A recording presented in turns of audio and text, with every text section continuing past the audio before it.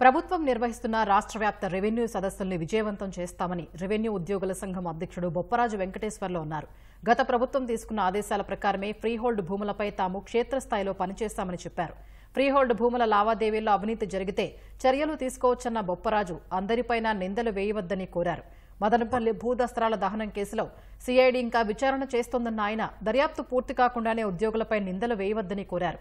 CID విచారణ పూర్తయ్యాక అప్పుడు నిర్ణయానికి వద్దామని సూచించారు. అదే సమయంలో భూ రికార్డుల భద్రత, అందుకు కావాల్సిన సిబ్బంది కేటాయింపుతో పాటు మౌలిక వసతులపై ప్రభుత్వం దృష్టి సారించాలని సూచించారు.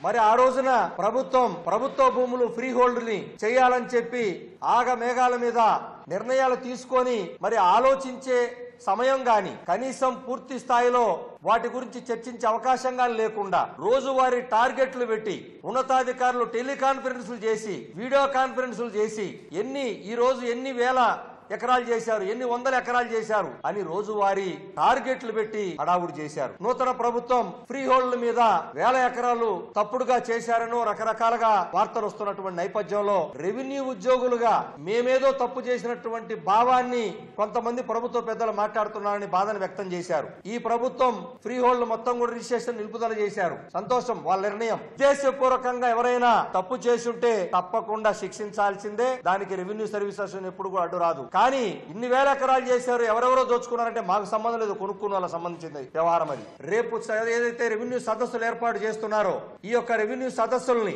విజయవంతం చేయడానికి రాష్ట్ర రెవెన్యూ యంత్రాంగం మొత్తం సిద్ధంగా ఉంది. పురాతన శాఖ రెవెన్యూ శాఖ, పురాతనమైనటువంటి రెవెన్యూ రికార్డులు, వందల సంవత్సరాల క్రితం ఉన్న రెవెన్యూ రికార్డులు ఉంటాయి. ఆ రికార్డులకు భద్రత ఉందా అని చెప్పి అడుగుతున్నాను. రికార్డులు భద్రపరుచుకొని జాగ్రత్త పెట్టుకున్నటువంటి రికార్డ్ అసిస్టెంట్ పోస్టు ఈ రోజు ఏ కార్యాలయంలో ఉందా? లేదు. పెట్టిన రికార్డులు భద్రంగా ఉండటానికి కార్యాలయాలు సక్రమంగా ఉన్నాయా? ఆలోచన చేయాలి.